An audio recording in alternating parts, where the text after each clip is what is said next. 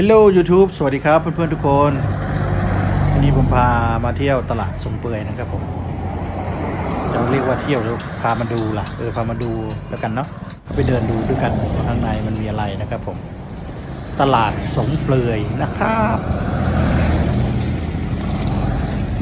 ก็ตั้งอยู่เมืองนาไซทองนะครับผมออกมานอกชานเมืองนะครับนอกเมืองนอกตัวเมืองนครหลวงจันทร์นะครับผม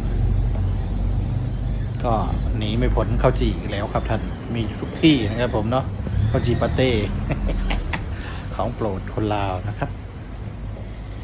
ไอ้แล้วเลย ก็แล้ววะถ่ายทุกอย่างที่กว้างหนา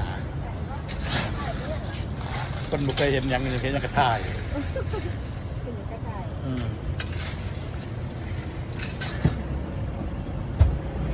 มีน้ำมะพร้าวนะอะไรอย่างน้ำมะพร้าว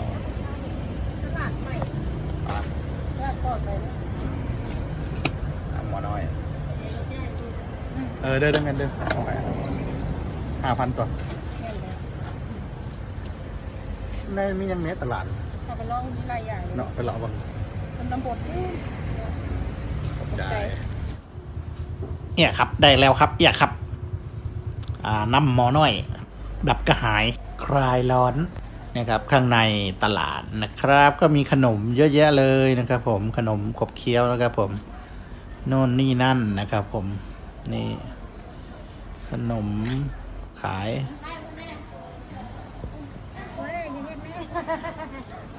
ขายอาวุธทุกอย่าง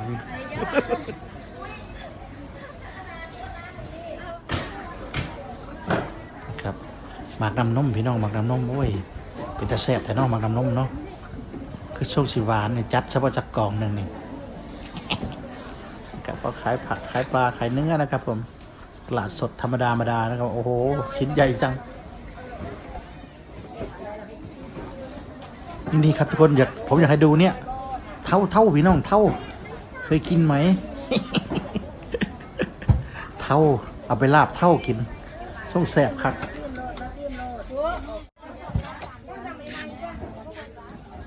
นั่งกดซุ่มขาปลากดซุ่มขาห้ามให้กดซุ่มขาเด้อห้ามให้กดซุ่มขาเด้อเอาปลาไผ่เนี่ยเอาไปได้ไหม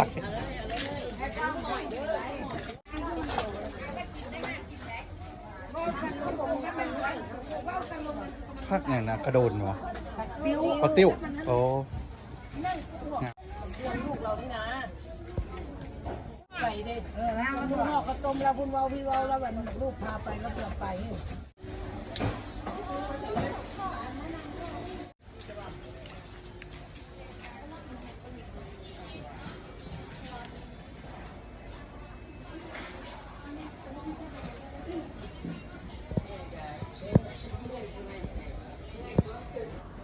ก็มี